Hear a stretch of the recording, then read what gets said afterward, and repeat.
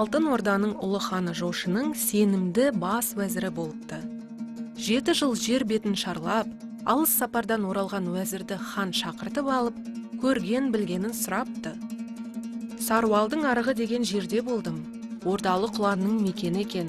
Үйірде бір келі ақсақ құлан бар. Оған ешкім жолай алмайды. Маңына келгенді не теуіп, не таптап, не шайнап өлтіреді. Әйтеуір сол адамды ажал қармайды екен, деді уәзір.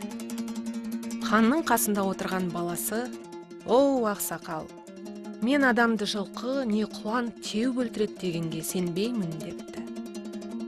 Сөйтіп хан баласы уәзірдің айтқан жеріне барып, көзімізбен көріп қайтайық деп, сенімді 40 жігітті көндіріп, оларды қамдап, құлан ордасына аттанып кетіпті.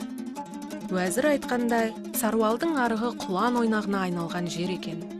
Аң деген көздің құрты ғой. Сол жерде хан баласы жеңілдік үшін қызыл шекпенін киіп, қобылы садағын қолына алып, құлан ордасына қарай қасқайып тура жүреді. Ал 40 серігі болса жүрексініп, жабынды тасамен ілесіп отырады. Хан баласының қарасын көрген құлан ордасы шоқтай болып иіріледі де, ішінен бір ақсақ құлан бөлініп шығып, қарсы жүреді. Ол осқырына одағайлап, жерді тарпып жібергенде айналаны қап-қараңғы тұман басып кетеді. Мергендер бірінен бірі көз жазып қалады. Сол кезде тұман арасынан: «40 жігіттен қаша жүріңдер, қызыл шекпенді баса жүріңдер» деген бір дауыс естіледі. Сөйткенше болмай, көп тұяқтың дүрсілі аспан астын кернеп кетеді. Бір мезгілде тұман сейледі. Жігіттер қараса, құлан да жоқ, хан баласы да жоқ. Тек қана қалың құланның шұбырынды ізі жатыр. Олар 3 күн бойы ізді тінтіп жүріп, хан баласының бас киімін тауып алады.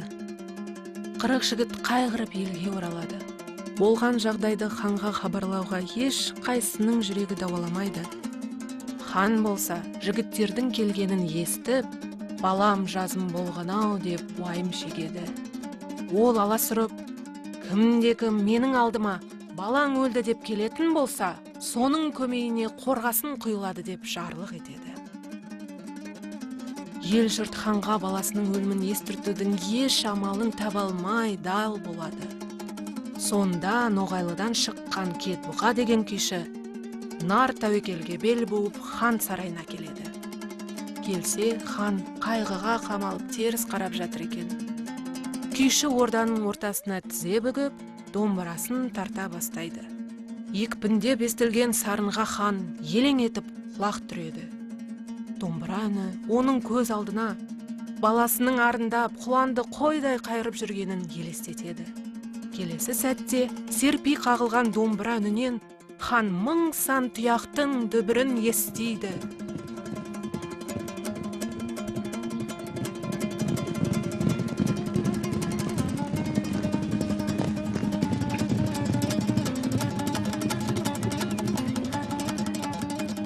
Хан басын көтереді. Кетбұқа енді домбырасына шымшымдап, бөлек сарын бөтен дыбыс қосып, ханның құлағына бір хабар еміс-еміс жеткендей болады. Бір уақытта домбыраға тіл біткендей: «Балаң өлді, Жошы хан, балаң өлді, Жошы хан» деп сарнап қоя береді.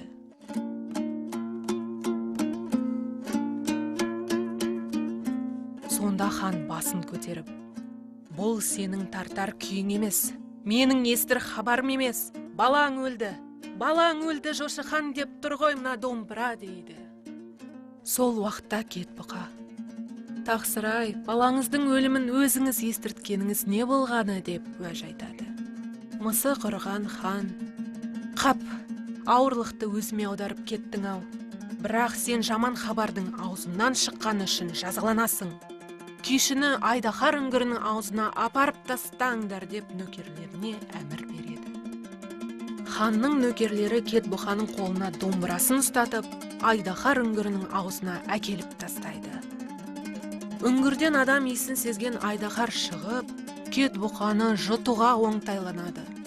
Сонда басқа шарасы қалмаған күйші жүрелеп отыра қалып, домбырасын көкелете сұңқылдатып бір күйді тарта жөнеледі. күйдің мұңды сарынынан Айдахар сұлық түсіп, қимылсыз қалады. Күй аяқталған соң, Айдахар ініне кіріп, ат басындай алтынды күйшінің алдына домалатып әкеліп тастайды. Осылайша, күй құдіреті Кетбұқа күйшіні ханның қаһарынан, Айдахардың айбарынан аман алып қалды.